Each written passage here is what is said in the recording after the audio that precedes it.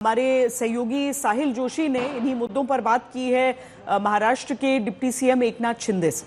हमारे साथ में महाराष्ट्र के उप मुख्यमंत्री एकनाथ शिंदे इस वक्त है। शिंदे जी, जो नागपुर की घटना हुई है उसको लेकर आपके पास क्या जानकारी और किस तरीके से ये घटना हुई है?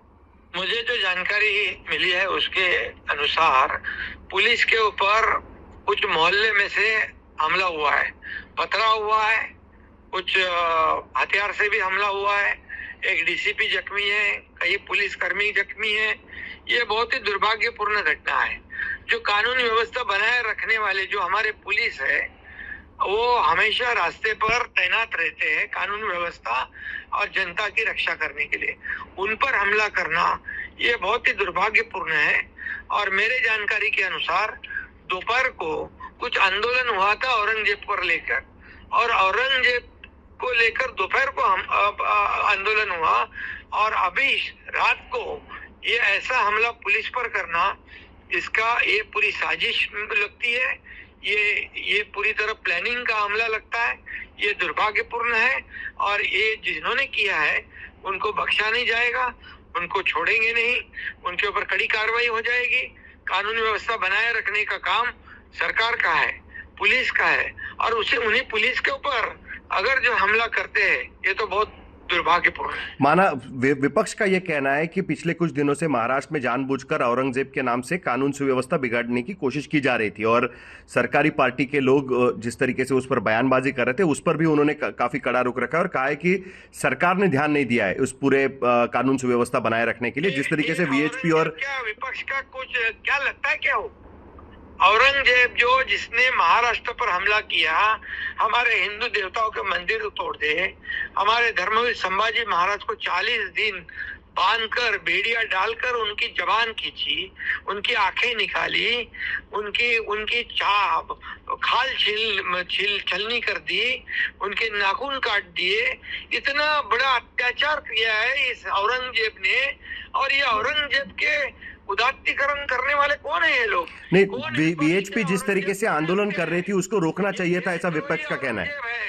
और मैं तो कहूंगा उसका समर्थन करने वाले भी देशद्रोही है। नहीं, उनका कहना है कि वीएचपी जिस तरीके से आज आंदोलन करने वाला था उनको रोकना चाहिए था।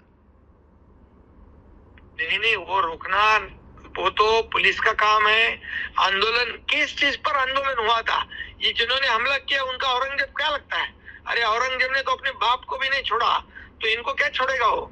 और इसलिए ये जहाँ पर हमारे छत्रपति शिवाजी महाराज ये हमारे देवता है, धर्मवीर संभाजी महाराज हमारे देवता है, और उनके ऊपर अन्याय अत्याचार करने वालों का उदात्तीकरण करना, उनको क्या कहते हैं भाई? ऐसे तो क्या पुलिस आगे की कार्रवाई अब ठीक से करेगी? क्या शांति अभी वहां पर है नागपुर में?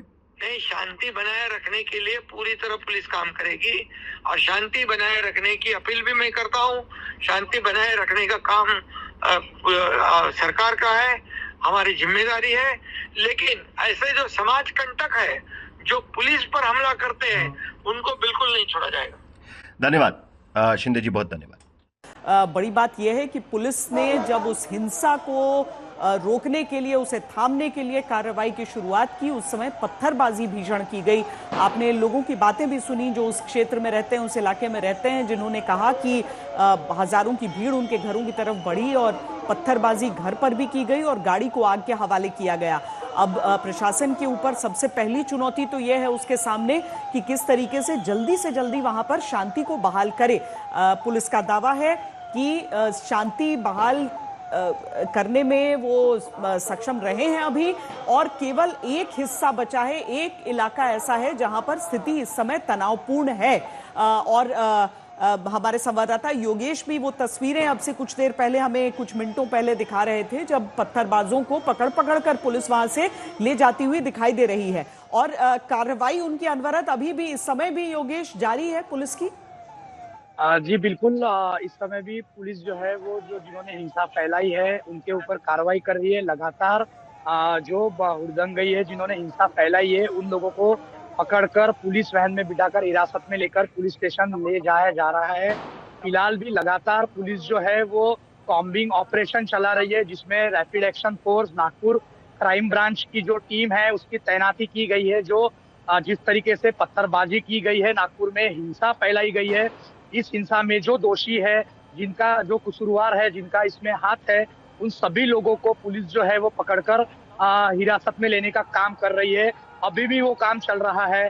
तो जानकारी सामने आई है जिसमें 25 से ज्यादा लोगों को अभी थोड़ी देर पहले तक जो जानकारी सामने आई है उसके मुताबिक 25 से ज्यादा लोगों को पुलिस ने हिरासत में लेने की बात जो है वो सामने आई है।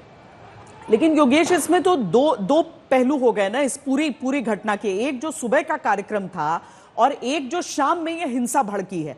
अब शाम में जो हिंसा भड़की वो उपद्रवियों और पुलिस के बीच ये पूरा मामला रहा कि पुलिस कंट्रोल करने की कोशिश करती रही और उन पर पत्थर फेंके गए और उन लोगों के घरों को निशाना बनाया गया जिनका कोई लेना देना नहीं था सुबह के पूरे कार्यक्रम से। योगेश जी बिल्कुल, ऐसा ही कुछ हुआ है कि जिस तरीके से जो उपद्रवी है उन्होंने पत्थरबाजी की है, तो उन्होंने कई गाड़ियों को आग लगाई है, कई दुपहिया वाहन जो होते हैं टू व्हीलर उनको आग के हवाले किया है, क्रेन्स को आग के हवाले किया है।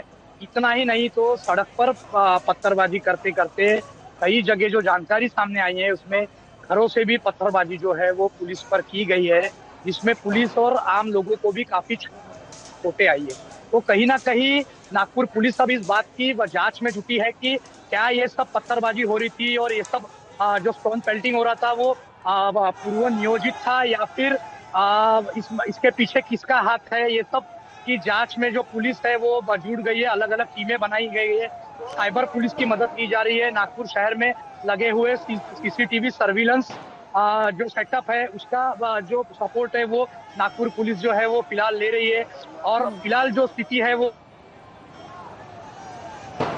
नियंत्रण में भरी है, लेकिन तनावपूर्ण बनी हुई है। पुलिस जो है वो हुड़दंगियों को एक एक कर पकड़कर पुलिस वैन में डालकर हिरासत में लेने का काम कर रही है। क्योंकि योगेश आपके पीछे अभी भी जो पुलिसकर्मी मुझे दिख रहे हैं वो सब राइट गियर में हैं, यानी कि एक तो आप उस जगह पर मौजूद हैं जहां पर कुछ देर पहले हिंसा थी और वहां पर अब कंट्रोल में करके और अब पुलिस कर्मी जो हैं वो एक एक करके उन उपद्रवियों को वहां से ले जा रहे हैं। जो अभी नहीं पकड़े जाएंगे वो आगे पकड़े जाएंगे क्योंकि कैमरे में सबकी तस्वीरें हैं। जिस तरीके से जेसीबी मशीनों को आग के हवाले करने की बात है, गाड़ियों को, अब अभी भी बहुत भारी मौजूदगी आप पुलिस बल की देख सकते हैं योगेश के पीछे।